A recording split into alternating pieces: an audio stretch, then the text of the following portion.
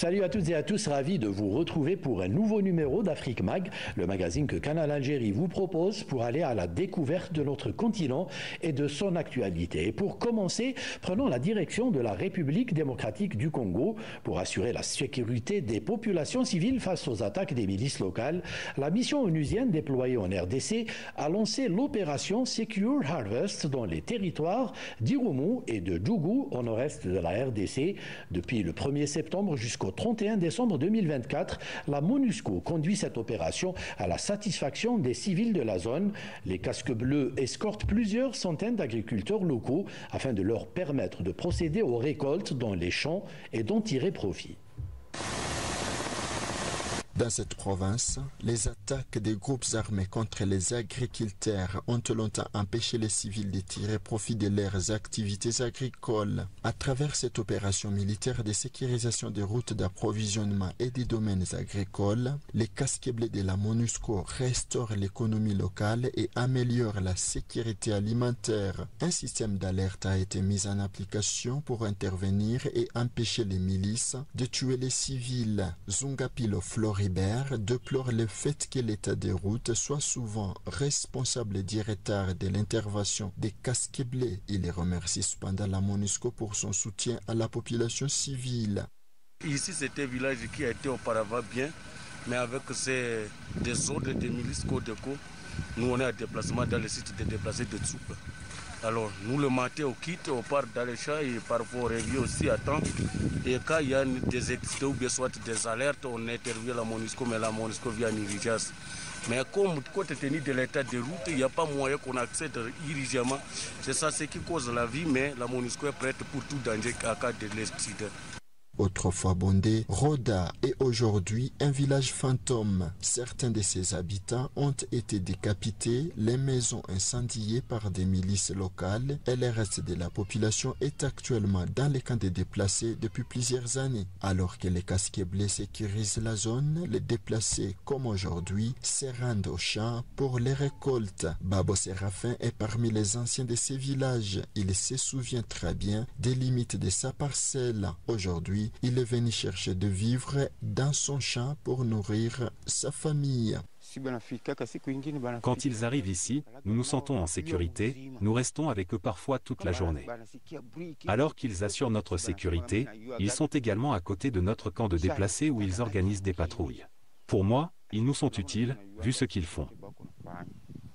Ndjaba Germain est le président de la société civile du groupement Dentro. Ce Congolais qui reconnaît les efforts des casques bleus dans la recherche de la paix dans l'est de la RDC appelle les FARDC à installer des positions militaires dans les zones de troubles pour sécuriser les civils. Nous avons les numéros et la MONUSCO a partagé aussi ces numéros à la population. Ou à cas de désordre, il va seulement faire signe à la MONUSCO et les patrouilles donc continuent normalement. À l'FARDC, nous demandons de placer au moins un camp militaire, vu qu'on ne peut pas placer les soldats devant la porte de chacun, pour placer seulement la posture de l'FARDC qui va sécuriser tout groupement Dendro. Dans la région, les taux d'attaque sur les civils est souvent en hausse en période de récolte entre décembre et janvier. Le général de brigade Monzorir Alarme pense qu'assurer la sécurité des civils entre dans le cadre du mandat de la MONUSCO. C'est en 2022 que l'opération Secure Harvest 1 a été lancée, puis en 2023 l'opération Secure Harvest 2. Et en 2024, nous sommes en pleine exécution de l'opération Secure Harvest 3. Le principal objectif est d'assurer la sécurité des agriculteurs dans leurs champs pendant les heures de travail. Nous pensons que cela contribue à la protection directe des civils qui constitue le mandat de la MONUSCO. Même si le travail des casques bleus est apprécié par la population locale dans cette partie de la RDC, des manifestations sont récurrentes dans plusieurs régions du pays pour exiger le départ des casques bleus. 25 ans après, la mission n'a pas su imposer la paix dans l'est du pays, déchiré par des conflits armés. Allons à présent à la découverte de l'hôpital de référence d'Octalafié, où l'innovation poursuit son cours normal. L'hôpital vient de se doter d'un nouvel appareil de dernière génération, se positionnant davantage comme un acteur majeur dans le domaine de la santé cardiaque en Afrique. L'hôpital est désormais capable de traiter des pathologies de troubles cardiaques ou rythmiques avec une précision et une efficacité inégalées. La première opération du genre a eu lieu en présence d'une équipe de journalistes. Un peu plus de 10 heures dans ce bloc opératoire cardiologie de l'hôpital de référence d'Octalafié. Sur la table d'opération, un patient d'une 50aine d'années. Cela fait quelque temps déjà que son cœur bat vite. Des palpitations répétées diagnostiquées qu'il faut vite corriger. Le malade est soumis à une exploration électrophysiologie à l'aide de sondes placées à l'intérieur du cœur. Une opération d'un peu plus d'1 heure qui va changer durablement la vie de ce dernier. Donc ici, comment ça se passe, c'est qu'on va ponctionner une veine, notamment une veine au niveau de la cuisse, qu'on appelle une veine fémorale. On va monter des sondes au bout desquelles il y a ce qu'on appelle les électrodes qui permettent de captiver l'activité électrique du cœur. On va monter ça jusqu'au niveau des cavités cardiaques, recueillir les signaux, ce que nous appelons les signaux, c'est l'activité électrique du cœur, et de faire un certain nombre de mesures. Alors ces mesures consistent à faire quoi? À voir est-ce que la production de l'activité électrique est normale, est-ce que la circulation de l'activité électrique au niveau du cœur est également normale. Et donc pour ce patient en particulier, c'est un patient sur l'ECG de surface, on a quand même des anomalies de conduction, de l'influx, en tout cas de l'électricité au niveau du cœur. Et on voulait voir est-ce que ces anomalies peuvent s'aggraver de temps en temps, qui peuvent donc expliquer que le malade fasse des malaises. Vous savez, quand vous avez un problème de conduction de l'électricité, ça peut conduire à ce qu'on appelle une mort subite, une mort inattendue. Hier encore, pour guérir du mal de palpitation de cœur, il faut aller à l'extérieur et à des coûts énormes, ce qui fait désormais partie du passé. C'est en cela que d'Octalafié affiche sa position d'hôpital de référence dans la sous-région ouest africaine. On a parlé de dernière génération qui nous permet vraiment d'aller plus vite dans le diagnostic et dans le traitement de ces malades. Et donc ça va permettre vraiment de sauver des vies. Et les malades qui viennent d'un peu partout du pays, de l'intérieur et tout ça, il suffit juste que les cardiologues nous envoient ces malades qui nécessitent donc l'apport de ce nouvel outil pour la prise en charge de nos malades. Bien, les anomalies du rythme cardiaque, où le cœur est vraiment accéléré de façon désordonnée. Et le risque dans ces cas, c'est de voir quoi? C'est de voir des petits cailloux qui vont se former, entraîner des AVC. C'est aussi de fatiguer le cœur à long terme. Et donc, on va développer ce qu'on appelle communément un gros cœur, une insuffisance cardiaque. Mais également le risque de mort subite chez ces patients qui ont cette anomalie électrique.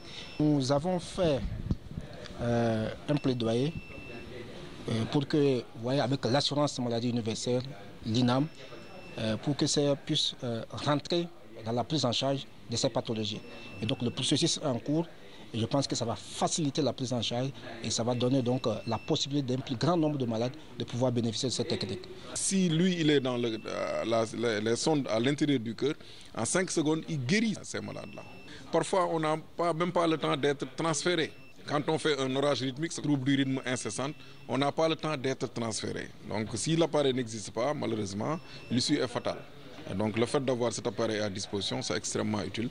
L'hôpital est à féliciter. Rien n'a envié donc aux hôpitaux occidentaux.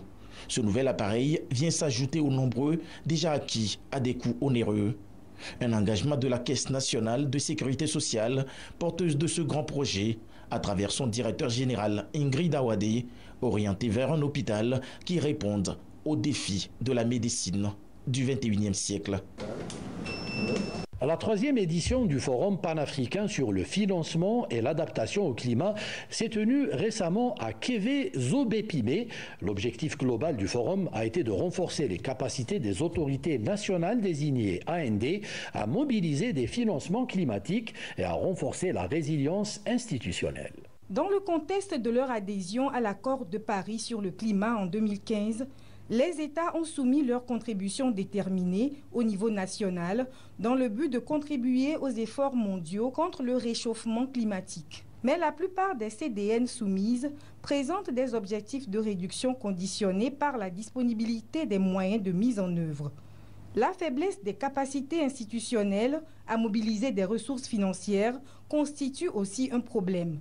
Dans un élan de solidarité, l'USAID, SSA et l'AAI planchent sur toutes ces préoccupations en vue des solutions plus durables. Il y aura plusieurs étapes. Une première étape, et celle-là, ce premier volet va se rapporter, n'est-ce pas, à cet aspect d'être au courant de l'évolution au niveau de la diplomatie internationale et de la convention cadre, où on va en fait mettre les autorités nationales autorisées à jour sur ce qui s'est passé, non simplement à la COP29 qui vient de s'achever, mais aussi toute une série de nouvelles politiques qui ont été prises par le Fonds vert pour le climat, qui va leur permettre alors de pouvoir mieux avoir accès à ces ressources.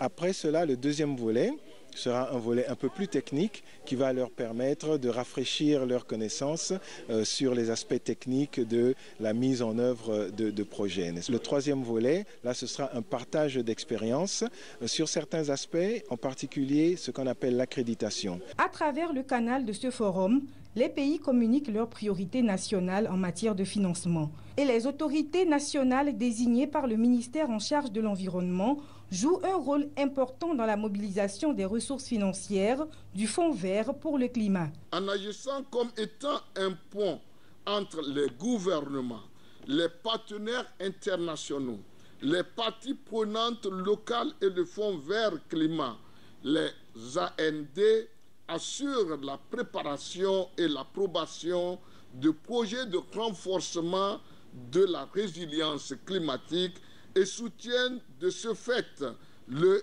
développement durable. Au regard des ressources financières très limitées de nos pays, il est nécessaire que les États africains travaillent en synergie afin d'identifier les voies et moyens qui permettent de relever les défis que pose aujourd'hui le phénomène des changements climatiques dans le but d'accroître la résilience de nos populations et des secteurs de développement économique face aux changements climatiques. La 3e édition du Forum panafricain sur l'adaptation au climat réunira du 10 au 13 décembre 2024 23 pays. En engageant les acteurs politiques, financiers et communautaires, le Togo et les autres pays africains peuvent se préparer à un avenir plus résilient et durable. Les efforts combinés issus du forum contribueront à créer un environnement plus sûr, plus vert et plus prospère pour les générations présentes et futures. La campagne de commercialisation de l'arachide pour l'année 2023-2024 officiellement a démarré jeudi 5 décembre sur l'ensemble du territoire national. Cependant, dans les différents points de collecte, les graines d'arachide se font désespérément attendre malgré la mobilisation des ressources financières par l'État et ses démembrements pour assurer le bon déroulement de cette campagne. Selon certains acteurs, les récoltes ne sont pas encore au rendez-vous. Pour d'autres, le problème réside dans l'indisponibilité de ressources financières nécessaires aux opérateurs privés et aux stockeurs, freinant ainsi le début effectif des activités. C'est le dernier acte dans les champs d'arachide. Au cœur des opérations des femmes. Assistées par des hommes, elles procèdent au tri et au vannage des graines. C'est un moment très attendu par les femmes, car avec ce travail, nous pouvons avoir des quantités importantes d'arachide. Avec un bon prix au kilogramme, nous sommes très contentes. Cette année, c'est vrai, on a eu des difficultés par rapport au rendement, mais nous avons constaté que le prix fixé est bon pour les producteurs. À Kër Serigne Djebel, dans le Ndoukoumane, c'est la course contre la montre dans les champs avec le démarrage de la campagne de commercialisation. Nous attendons avec impatience l'ouverture des sites d'achat, car cette récolte est notre gagne-pain. Nous vendons cette récolte pour la consommation familiale et le paiement de nos dettes. Avec ce champ, j'ai eu de bons rendements, contrairement aux autres qui n'ont pas beaucoup produit.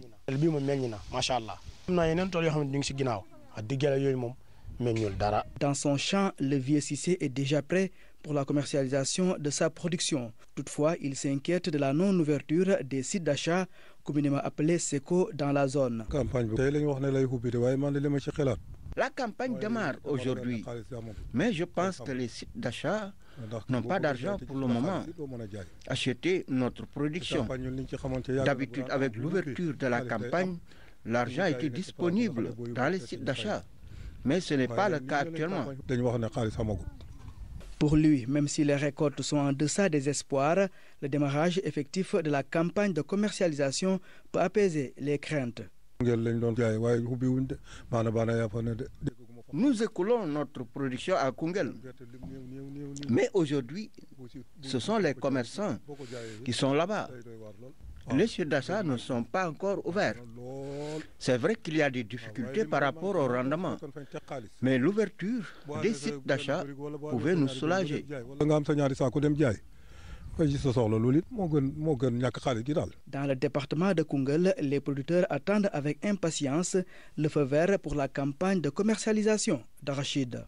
Retour en Algérie et plus exactement à Alger pour parler de l'USTHB, l'Université des sciences et de la technologie de Bebzouar, qui continue de former les étudiants étrangers et africains pour qu'ils soient une véritable porte d'entrée vers les économies et les marchés de leur pays.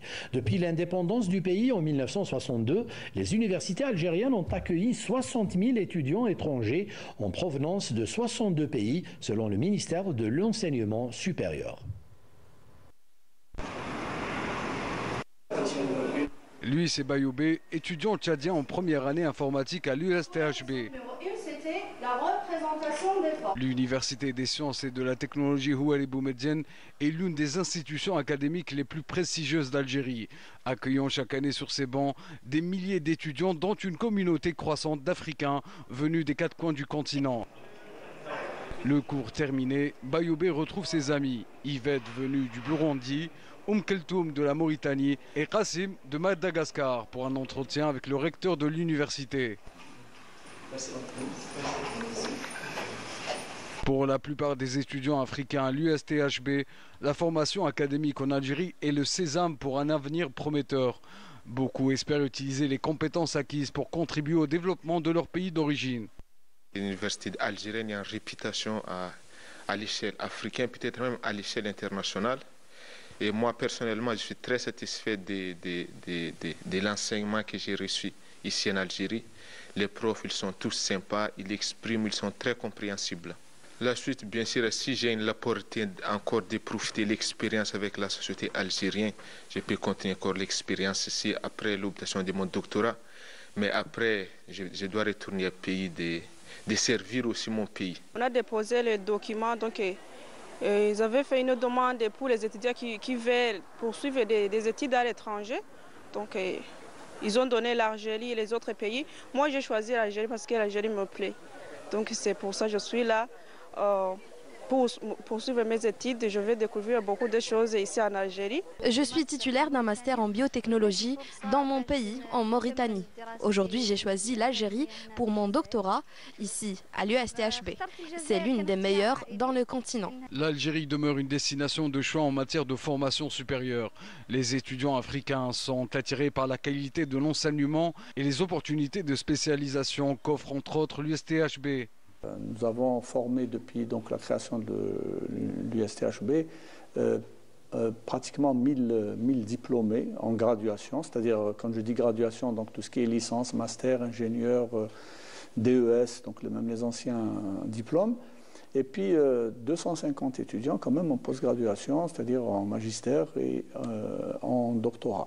Et c'est quand même assez conséquent, 250, parce que c'est quand même des étudiants qui ont travaillé dans les laboratoires algériens, donc qui ont donc participé à des projets de recherche au niveau de l'université.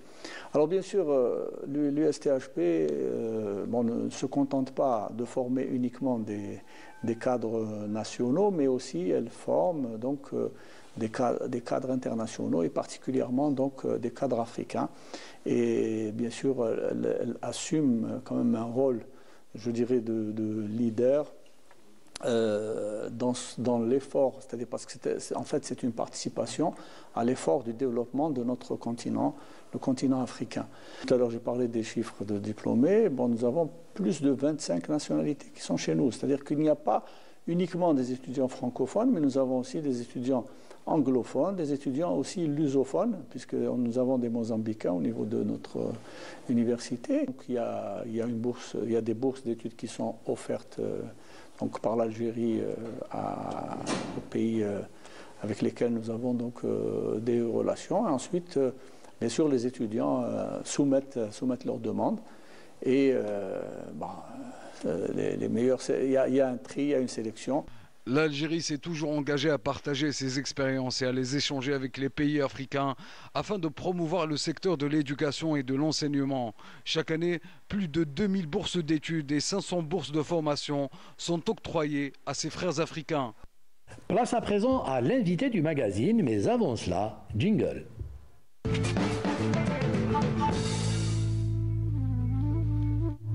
Avant de vous présenter notre invité, je vous propose de suivre ce reportage que notre collègue Raouf Hamouch a préparé pour nous. Il y revient sur cet esprit d'initiative qui est salué et soutenu dans tous les domaines et par tous les Algériens, qu'ils soient d'ici ou établis à l'étranger.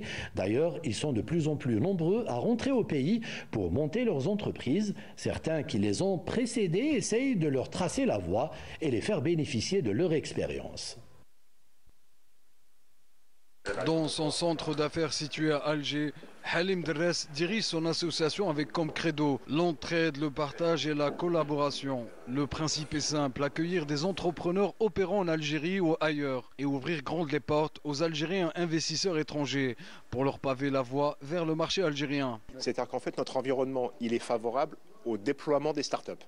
Ils existaient bien avant nous, Inch'Allah, ils existeront après nous et on fera le plus long chemin ensemble. L'avantage de ce type de collaboration, c'est que lorsqu'ils ont une demande particulière, au lieu de se tourner vers l'extérieur, ils vont directement se tourner vers les collaborateurs. Au sein d'Icosim, les collaborateurs au sein de la direction, on est 6 associés, donc avec des profils complètement différents et une collaboration, une symphonie parfaite. Et l'avantage, c'est qu'on va leur mettre à disposition notre réseau. Je parlais d'Algerian Business Network, c'est un réseau de plus de 1000 personnes à travers 4 continents. Donc quand on a besoin d'une petite information, d'un développeur, d'un photographe, d'un cadreur, d'un communicant, avant d'aller le chercher ailleurs, en fait on va regarder dans notre réseau si on l'a ou pas. Si on l'a, on le met à disposition directement. Après avoir parcouru le monde et acquis au passage une solide expérience professionnelle, cet Algéro-Congolais natif de Guelma décide de retourner à la source pour une nouvelle aventure. Pour lui, l'Algérie est synonyme de rêve qui se concrétise, d'ambition et d'opportunités infinies. Ma mère est algérienne, donc de l'Est, c'est une pure chaouia qui est née en France. Mon père est congolais, né à Kinshasa. Et moi, je suis né par la magie de la vie, je suis né à Guelma. Donc moi, je suis natif de l'Est. Et à un moment donné, il y a une phrase que j'ai entendue il y a quelques mois, c'est une Algérienne qui a vécu en France, qui est née en France, qui a vécu en France et qui est revenue s'installer. Elle dit à un moment donné, l'Algérie, c'est une mère qui rappelle ses enfants. Et j'ai trouvé ça extrêmement beau. J'ai des clients dans plusieurs pays, j'ai accompagné des gens dans plusieurs pays, j'ai accompagné même des Algériens à monter des structures en Europe, notamment au Portugal ou en France. Mais à un moment donné, il y a cette envie. Il y a cette envie de vouloir faire quelque chose pour le collectif.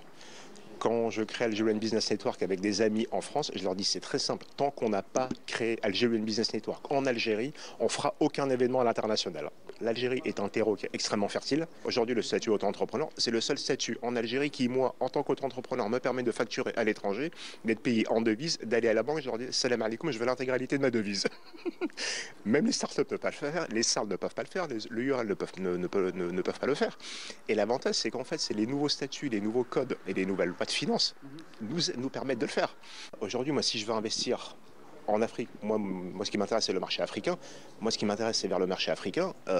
En discutant avec des membres de la COSOB, avec la bourse, je me rends compte que si je vends un produit, c'est très bien. Donc, il y a des avantages fiscaux qui sont considérables. Et si je forme à l'utilisation de ce produit, je suis exonéré d'impôts et de taxes. Pour moi, je vois pas. À ce jour, j'ai travaillé dans plusieurs pays, j'ai accompagné des gens je ne vais pas dire dans le monde entier, mais pas loin sur différents continents, avec différentes cultures, différents profils. Il n'y a aucun marché qui me propose ça aujourd'hui. La tendance de la migration inversée se confirme ces dernières années. De plus en plus de jeunes entrepreneurs et de porteurs de projets ou d'idées innovantes expriment leur ferme volonté d'adhérer à cette belle aventure qu'est la renaissance économique nationale. Les initiatives pour les accompagner se multiplient à travers le monde. Le mouvement dynamique de la communauté algérienne établie en France s'inscrit dans cette démarche. À Lyon, Genève ou encore Francfort, plusieurs masterclass sont organisées dans ce sens. Aujourd'hui, nous, on crée et on développe des solutions, donc toujours dans le domaine de la santé, pour les praticiens et l'usage des patients. Donc moi, aujourd'hui, mon objectif de pouvoir participer au masterclass du MOUDAF, c'est pouvoir à la fois répondre à l'appel d'offres du président Tebboune, mais aussi pour nous de pouvoir aller en Algérie, s'implanter et de pouvoir proposer nos solutions. Le MOUDAF, le mouvement dynamique des Algériens en France, est honoré de participer à cette synergie positive autour de la création d'entreprises en Algérie. Aux côtés de Anis Ben Taïeb, concepteur de Un jeune, une idée, nous avons participé à 3 masterclass et aujourd'hui, notre vocation est de faire passer le message au plus grand nombre avec des acteurs économiques pour pouvoir aller créer en Algérie comme le demande et comme le pays l'attend. Comme Halim Derres, de nombreuses compétences aspirent à revenir s'installer dans leur pays d'origine et à y investir pour vivre le rêve algérien. Voilà, c'est donc Monsieur Halim Derres que nous avons le plaisir de recevoir ce soir. Il est président de la fondation Algerian Business Network. Halim, bonsoir et merci d'avoir accepté notre invitation. Bonsoir, merci à vous de m'avoir invité pour Afrique Mag. Je vous avouerai que ça fait un peu bizarre d'avoir quelqu'un qui porte le même nom. Donc, je vais essayer de faire avec, il y a un début à tout. Alors, Halim, on va bien sûr parler de l'entrepreneuriat, on va parler de ce que vous faites. Moi, je voudrais bien que les téléspectateurs découvrent d'abord qui est Halim Derres, à commencer par votre enfance. Mais avant cela, j'ai bien envie de vous dire, vous savez qu'il y a un autre Algéro-Congolais qui est très connu et très aimé par les Algériens, qui a vraiment honoré l'Algérie, qui a donné beaucoup de satisfaction et beaucoup de bonheur aux Algériens, notamment lors de la Coupe d'Afrique des Nations 2019. Vous savez à qui je fais allusion. Je pense que c'est à l'ancien portier Mbolé. Et vous lui ressemblez un peu quand même. On a la même coupe de cheveux. Il y a déjà ça, un peu la barbe qui commence à pousser. On essaye. En tout cas, merci d'avoir accepté notre invitation. Halim, tout petit, disons tout jeune, vous pensiez un jour vous lancer dans ce domaine? Vous aviez des prédispositions? Des prédispositions, je pense que j'en avais pour certains domaines, mais en fait, très jeune, en fait, je savais que j'aimais pas l'école. Voilà, j'aimais pas l'école, c'est particulier. Ouais. Et en fait, mais très tôt, j'ai voulu m'orienter vers le journalisme et la communication. Gamin, je voulais être journaliste. Donc mon parcours scolaire a fait que j'ai pas pu le faire de suite, bien que j'ai fait des études en communication par la suite. Et c'est en faisant donc l'un de mes cursus qui est la communication, là aussi, donc ça a confirmé quelque chose, c'est que j'étais pas fait du tout pour être salarié. Donc très tôt, je me suis orienté vers l'entrepreneuriat, en étant à la tête de plusieurs initiatives en tant que lycéen et étudiant. Et avant même la fin de mon cursus en Master 2, j'avais déjà déposé les statuts de ma première société. Alors justement, vous me parlez de ça, souvent c'est culturel chez nous. Par exemple, par rapport à nos parents, ils cherchaient cette stabilité, donc forcément on a retrouvé des papas et des mamans qui ont commencé un job et qui ont fini avec, ils sont partis à la retraite dans le même job. Est-ce que vos parents vous ont accompagné justement dans cet esprit-là de... Pas du tout. Au sein de ma famille, en fait, il n'y a pas beaucoup d'entrepreneurs dans la famille, ni du côté de ma mère, ni du côté de mon père. Donc, mais je l'ai senti très vite parce que quand j'étais lycéen, je voulais déjà entreprendre. Et on m'a mis, alors je ne vais pas dire des barrières, mais on m'a dit non, mais fais des longues études. On m'avait conseillé d'être enseignant, enseigne, assure une succession, assure-toi un job, fais quelque chose de très carré, de très posé. Alors, je suis venu à l'enseignement après, par le plus grand des hasards. Et j'enseigne encore aujourd'hui, mais très tôt, en fait, non, dans ma famille, ils ne savaient pas trop ce que je voulais faire. Alors pour peut-être les jeunes ou peut-être même les enfants qui nous regardent aujourd'hui, quels conseils pouvez-vous leur donner par rapport à leurs aspirations, à leurs rêves pour pouvoir les concrétiser un jour?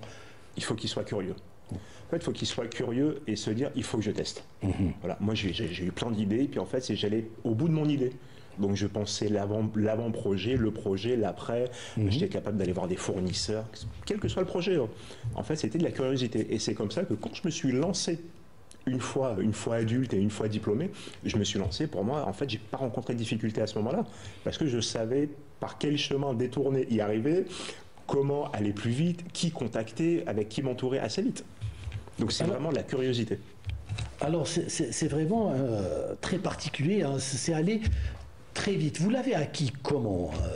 Ça vient comment? C'est des prédispositions, c'est comme ça, c'est inné chez vous ou c'est venu comment? Votre environnement, je ne pense pas que ça soit votre environnement qui vous ait impacté à ce point, non? Non, pas du tout. Pas du tout. En fait, moi, j'ai toujours été attiré par des gens qui fabriquaient, qui créaient, que ce soit de leurs mains ou intellectuellement. Voilà, c'est des créateurs, des inventeurs, des personnes qui sortaient du cadre. Alors, moi, je me voyais, j'étais très jeune, j'étais très mauvais à l'école, pour être honnête.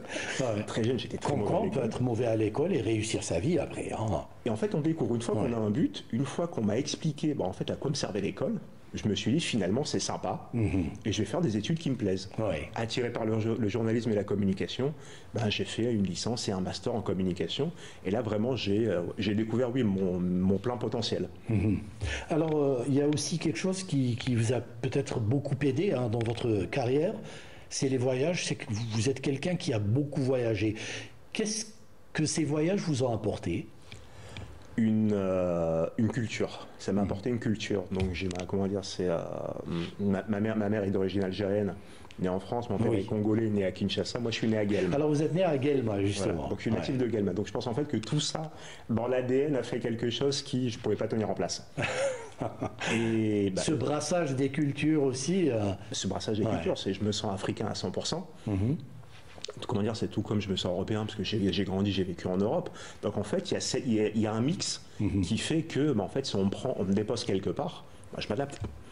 Et le fait de voyager, en fait, c'est venu amener du carburant à la machine. Pour la petite anecdote, c'est avant même de finir mes études, je crée ma société. Et mon premier voyage, quand je retire mon titre en master, c'est je vais en Norvège. Voilà. C'est presque venu. Ça s'est fait entre février et septembre. En parallèle, vous lancez votre entreprise. En février 2004. 2004 avant même. Non, pardon. 2014, pardon. D'accord. 2014. Et en fait, dans la foulée, une dizaine d'années. Voilà, un peu plus d'une dizaine d'années. Donc c'est la deuxième en 2014, autant pour moi. Et la première, c'était en 2010. Voilà. D'accord. Je retrouve les dates. Donc ça fait 14 ans. 14 ans. Et en février 2010 et septembre 2010, j'obtiens mon diplôme, je crée ma société et je décide en fait d'aller découvrir un pays. J'ai entendu beaucoup de clichés sur la Norvège et je me suis dit, la première chose à faire, en fait, c'est aller confronter les clichés. Voilà. Ils sont pas accueillants, ils sont froids, il fait froid là-bas, J'y étais, je me suis amusé, je suis rentré, je dis non, en fait c'est génial la Norvège. En fait c'est quand on y va. Comme quoi il ne faut pas se fier aux clichés. Surtout pas. Et à partir de là, vraiment ma passion pour le voyage est née. J'ai voyagé sur énormément de pays en Europe. Alors les voyages, c'est beaucoup de découvertes, beaucoup de personnes rencontrées. Est-ce qu'il y a des personnes comme ça qui vous ont marqué lors de vos voyages? Il y a beaucoup. Il y a notamment en Norvège, pour l'anecdote, on se balade et à un moment donné on a faim. On est quelques amis à avoir fait le voyage. Et on rentre dans un restaurant, mais vraiment un restaurant de quartier, puis on discute en anglais, puis il y a un type à côté de moi, un type métis, et on commence à discuter. Il était en jogging, il rentrait de sa séance de sport, et qui nous dit c'est génial qu'il y ait des jeunes qui viennent découvrir notre pays, découvrir ci et ça.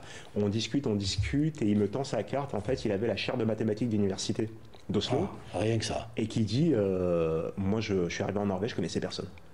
Voilà, aujourd'hui c'est un éminent mathématicien en Norvège et c'est à partir de là je me dis en fait il faut tenter sa chance.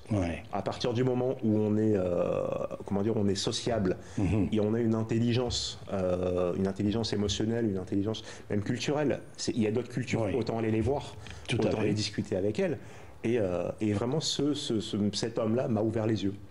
Après, il y en a eu plein d'autres, mais celui-là, c'était particulier. Alors, en 2010, vous avez quel âge en pensant à lancer votre première entreprise? 2010, j'ai 25 ans.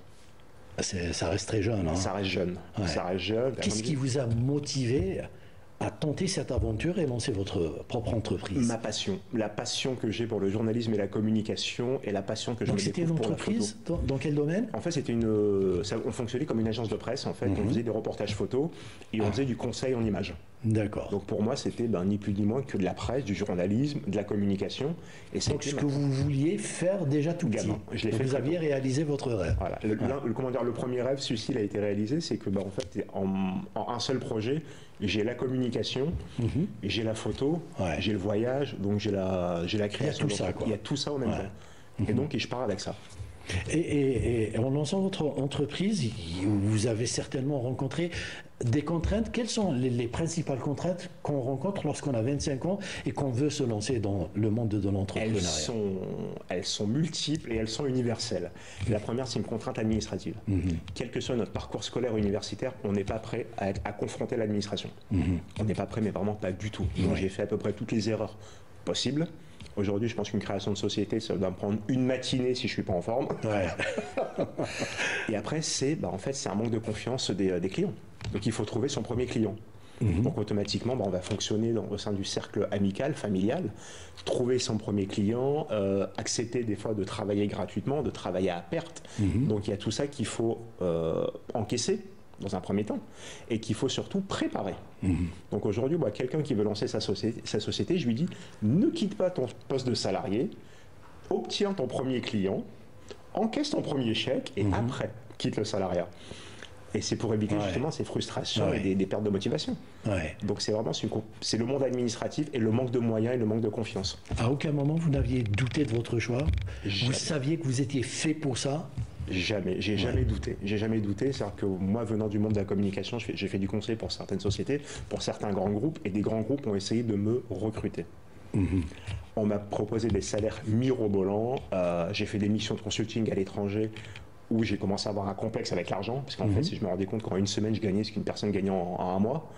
Et après, je me suis dit, ouais, mais un bureau enfermé, je peux pas. Alors, vous décidez, je ne sais pas comment vous est venue l'idée, du podcast Entreprendre à l'étranger. Il y a 4 ans à peu près que vous aviez lancé ce podcast Entreprendre à l'étranger. Il y a 4 ans. Pourquoi? C'est une longue histoire. Le Covid. Le Covid passe par là.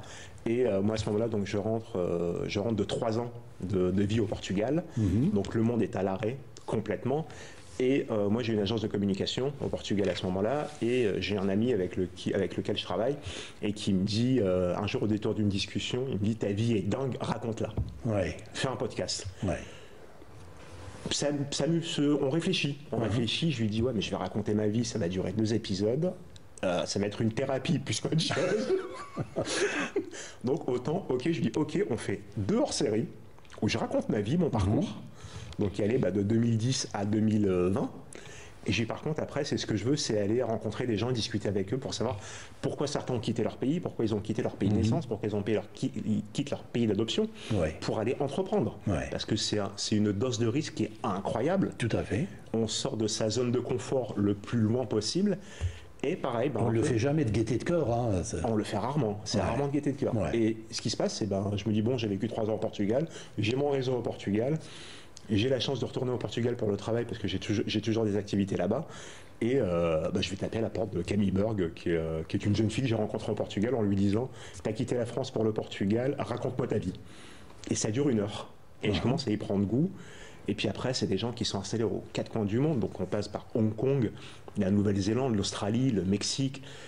Et tout doucement, en fait, ça devient une routine où c'est en fait ce que je craignais être une thérapie au départ. En fait, c'est une dose de boost.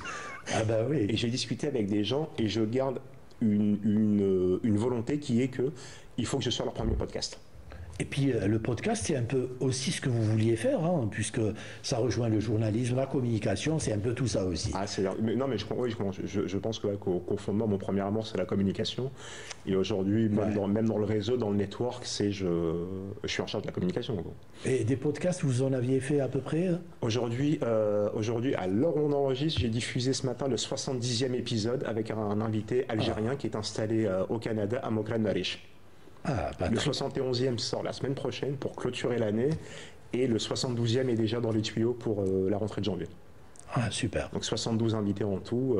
C'est pas rien. En 4 ans, il y a une discipline. Une discipline de fer derrière. Ah bah oui, j'imagine. Voilà, mais c'est un travail d'équipe. La personne qui m'avait conseillé de parler de mon parcours C'est la personne qui coproduit le podcast, Cyril, que je salue, et qui, en ce moment, c'est toutes les semaines, je lui envoie dans un drive, je lui envoie des fichiers, et il sait comment le monter. On a notre petite mécanique, notre petite routine. Oui, la machine est huilée. Hein. En 70, voilà, on se parle.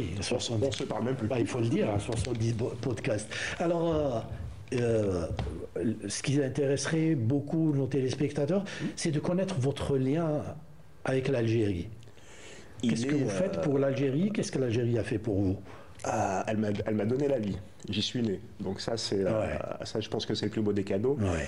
Et j'ai mis un peu de temps en étant jeune, ce qui est normal, à comprendre en fait que ma place était là. J'ai voyagé énormément, c'est-à-dire que l'idée, j'ai vécu à l'étranger dans plusieurs pays. À un moment donné, c'était ma lubie, c'était je veux vivre en Turquie. Et en 2013, effectivement, je quitte la France, je fais mes valises et je vais en Turquie. Donc voilà, c'est un amour passionnel pour le voyage et pour certains pays. Et voilà, et puis j'y vais. Et puis finalement, une amie qui me dit non, quitte la Turquie, va là et là. Et puis en fait, si je suis ses conseils, et effectivement, je change de pays, puis je passe un séjour incroyable. Mais très tôt, la question de l'Algérie se pose. Elle se pose, mais c'est un peu comme une voix intérieure. Je sais que je vais y aller. Je sais que je vais y travailler, que je vais y participer. Je vais participer à un essor, à un élan, mais je ne sais pas quand. Je ne sais pas quand. Et l'année dernière, 2023, fin 2022, début 2023, la voile commence à être assez persistante. Et en septembre, je débarque à Alger pour justement aller enregistrer mes premiers podcasts filmés au salon Excel. Et je j'étais venu 6 jours. Et en fait, pendant 6 jours, je dors très peu, où chaque rendez-vous entraîne un autre rendez-vous, Et il y a des idées que j'évoquais l'année dernière, mais vraiment au détour d'un stand à Excel, qui aujourd'hui sont en réalité. C'est ma plateforme Algeria Freelancing, où c'est la première plateforme gratuite de référencement d'auto-entrepreneurs en Algérie. Justement, c'est pour promouvoir les talents algériens, les auto-entrepreneurs et les freelances à l'international. Ah, super. L'inscription est gratuite, donc pour l'instant, et elle restera tout le temps gratuite. C'est pour la promotion justement des talents algériens. Ah, très bien. Comment j'y contribue? J'y contribue de cette manière. J'y contribue en confondant la fondation Algerian Business Network. Justement, j'allais vous dire, c'est ça, c'est la fondation Algerian Business Network. Algerian Business Network qu'on a décidé de lancer, de créer avec un ami. On discute une première fois, on se rend compte qu'il y a un besoin de fédérer la communauté des Algériens à l'étranger.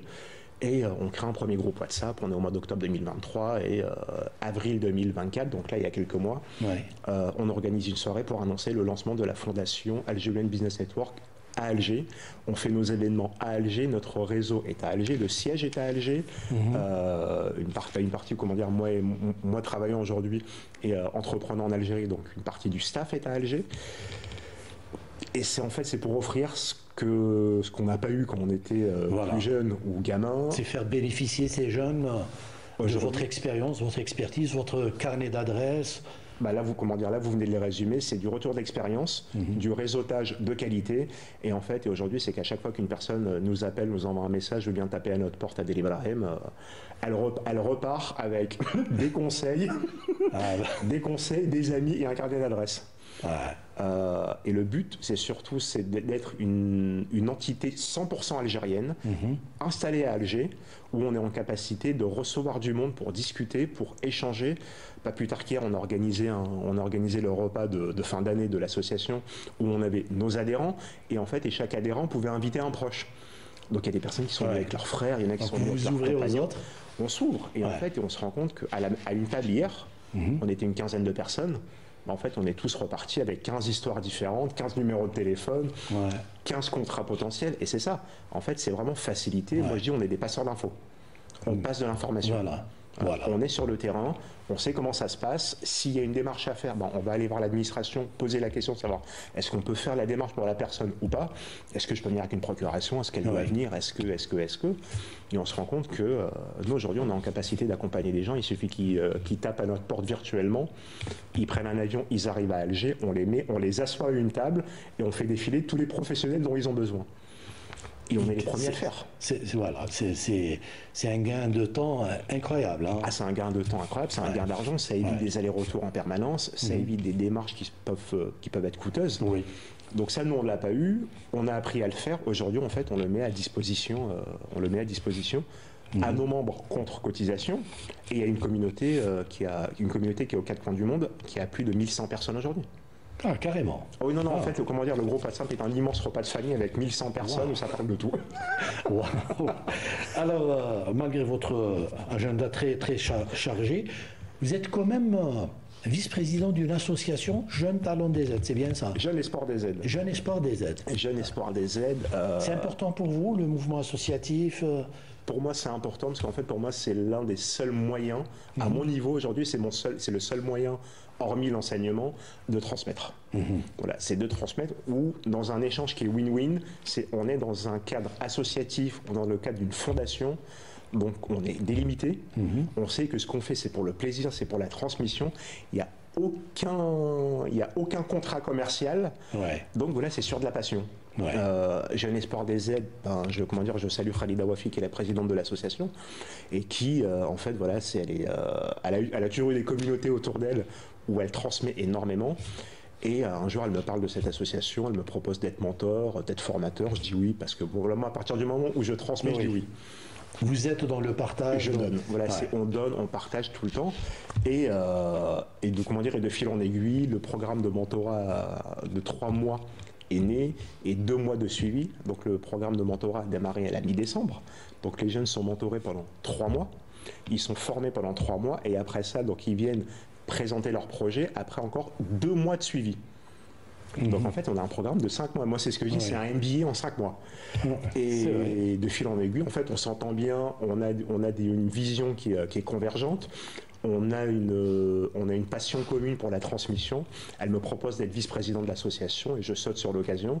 Et aujourd'hui, donc moi, j'ai la chance d'avoir aussi cette autre casquette.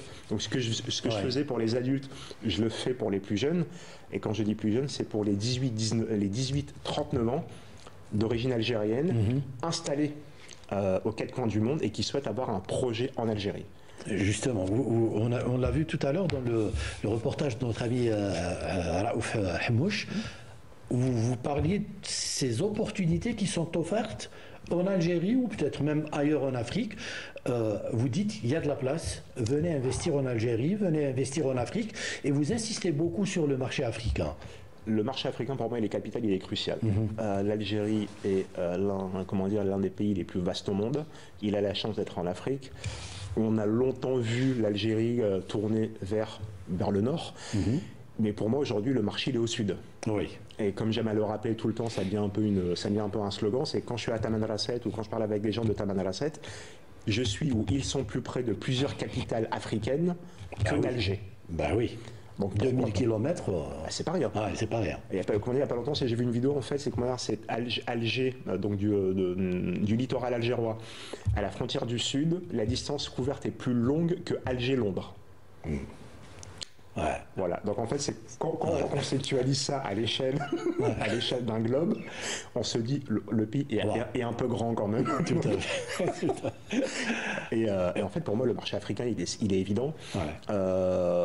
L'Algérie produit de plus en plus, que ce soit du service ou de l'industrie ou de l'agricole.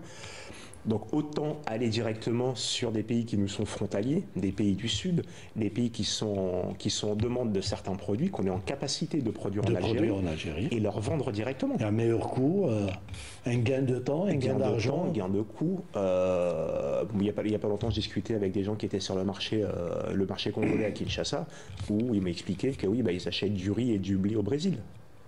Alors qu'ils peuvent l'acheter juste à côté. On n'est pas loin, on est plus proche que le Brésil et les coûts sont plus intéressants. Donc pour moi, le marché africain, il est là, que ce soit donc dans l'industrie, dans l'agroalimentaire, l'ingénierie, le service ou autre. Mais après, il y a aussi dans la transmission.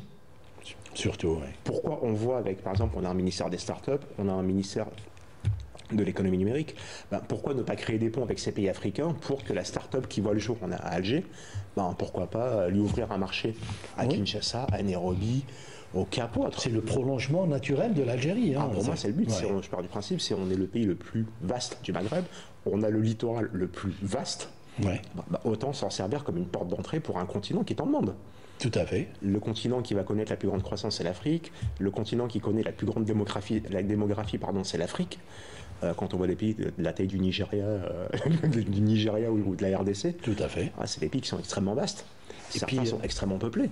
Et puis, on le ressent de plus en plus. Il y a cet esprit-là chez les Africains qui ont vraiment envie de construire leur Afrique à leur manière et un peu s'émanciper et se débarrasser de cette tutelle qu'elle a eu à subir durant très longtemps. Il faut. Je pense qu'à un moment donné, sur la tutelle, en fait, il faut vraiment s'émanciper. Il faut s'émanciper. On fera des erreurs. Il n'y a pas de. Oui, on n'a jamais rien sans rien. On fera des erreurs. Et c'est comme ça qu'on apprend. Parfaitement. On va prendre des exemples. Des fois, quand on voit des bouleversements dans un pays, on dit ouais, mais on leur donne 6 mois pour. Si on ne peut pas leur donner 6 mois pour construire ce que certains pays ont mis 3 siècles à faire. Donc autant gagner autant le comprendre très vite. Et à partir de là, pour moi, l'Afrique, c'est capital. Et l'Afrique doit être unie, le plus unie possible. Et justement, peut-être en passant par l'Afrique, justement, attaquer des marchés hors oui, aller à la conquête des marchés. L'Asie, l'Amérique du Sud, l'Europe, mais qu'on le fasse dans un esprit uni. Et à partir de là, oui, je pense qu'on en sortira grandi. Alors, Halim, on est un peu pris par le temps, malheureusement. Si vous deviez conclure, vous diriez quoi ? De conclure. Aux jeunes qui nous regardent, aux jeunes Africains d'une manière générale, vous leur diriez quoi? Soyez curieux, vraiment, soyez curieux. Prenez un billet d'avion, quel que soit le pays en Afrique, marhaba bekoum, venez visiter vos pays d'origine ou le pays de vos parents ou de vos grands-parents. Venez vivre votre propre expérience et venez aussi découvrir potentiellement votre futur marché et vos futurs collaborateurs et partenaires. En tout cas, merci beaucoup Halim Dales d'être venu ce soir. Je vous dis bon courage, continuez à faire ce que vous le faites très bien. Merci, c'est gentil. Et merci à tous nos amis techniciens du Studio 2. Merci à notre ami Anis Benkrassi, notre script. Et merci à Khalifa Belaman, notre réalisateur de ce soir. Je vous dis merci à vous, surtout de votre fidélité. Continuez à suivre les programmes de Canal Algérie. Excellente soirée. Salam.